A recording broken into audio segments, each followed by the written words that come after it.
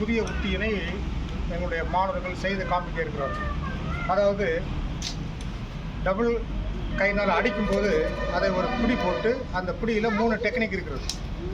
இதை அந்த double wrist லாக்னு சொல்லுவாங்க, ரெட்டை மணிக்கட்டு பூட்டுன்னு சொல்லுவாங்க. இது ஒரு பயங்கரமான ஒரு பூட்டு. இது போட்டாச்சுன்னா தப்பிக்கவே முடியாது, விரல் உடைஞ்சிட்டு போகும். அந்த லாக்கில் இன்னும் நிறைய உத்திகளை கையாண்டாங்கன்னா அந்த கழுத்துடைய முதுகுத்தண்டு பாதிக்கப்பட்டோம், பெரிய விபத்துகள் இருக்கும். இது வந்து ஒரு அற்புதமான ஒரு டெக்னிக். அதை என்னுடைய மாணவர்கள் செய்து காட்டுவார்கள். இதை பயிற்சி பெற்ற மாணவர்கள் தைரியமாக ஒருவனோட ஈஸியாக சண்டை போட முடியும். அவன் கையை வந்து ஃப்ரீயாக அடிச்சிட்டான்னா அந்த கை போச்சு. கையை இழுத்து அந்த பிடியை போட்டு ட்விஸ்ட் பண்ணி கீழே உட்கார வச்சுருவாங்க. அதில் இன்னொரு விசேஷம் என்னென்னா, கீழே உட்கார்ந்த பிறகு அவனுடைய முதுகில் குதிக்காலால் மிதிச்சிட்டான்னா அவனுக்கு லைஃபே போச்சு. ஏன்னா முதுகு தண்டில் குதிக்காலில் வேகமாக நீ உதைக்கிறேன்னா ஒரு சுற்றி எடுத்து அடிக்கிறதுக்கு ஈக்குவல். அந்த முதுகு தண்டில் அடித்தால், சுற்றி எடுத்து அடித்தால் என்ன ஆகும்? முதுகு தண்டு உடையும். அது மட்டும் இல்லை, உள்ளே போகக்கூடிய அந்த ஸ்பைனல் கார்டு, அதாவது அந்த மூளை நரம்பு, அது கண்டிப்பாக பாதிக்கப்பட்டுரும். கை கால் விழுந்து போகும். இது ரொம்ப ஆபத்து. பேச்சு வராமல் போயிடும், அப்படியே பேச்சு நின்றுடும்.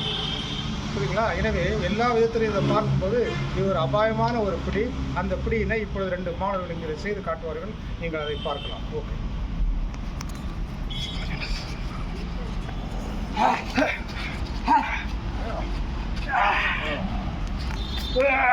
புரியுங்களா? இது பிடி அட்டாக். ஆக இப்படி டபுள் இதில் லாக் போட்டிருக்கோம். அப்போ கீழே உட்காந்துட்டால தப்பிக்க முடியாது. இவன் டைட் பண்ணான்னா அந்த விரல், அந்த ரிஸ்ட்டு போயிடும், ரிஸ்ட்டு உடஞ்சி போகும். அது ஒன்று.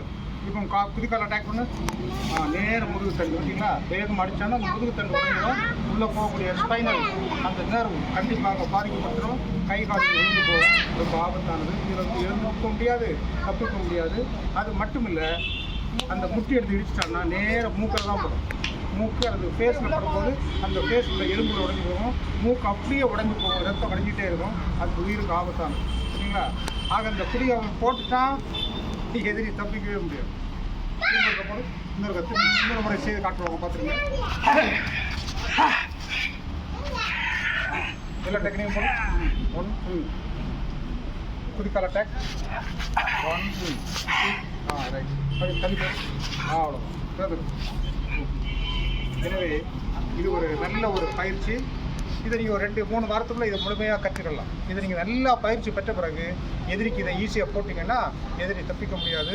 நல்ல ஒரு பாதுகாப்பு டெக்னிக். எனவே இன்றைக்கி இதோட நிறுத்திடலாம். இதனுடைய தொடர்ச்சியினை அடுத்த வகுப்பில் உங்களுக்கு சொல்லித் தருகிறேன். நன்றி, வணக்கம்.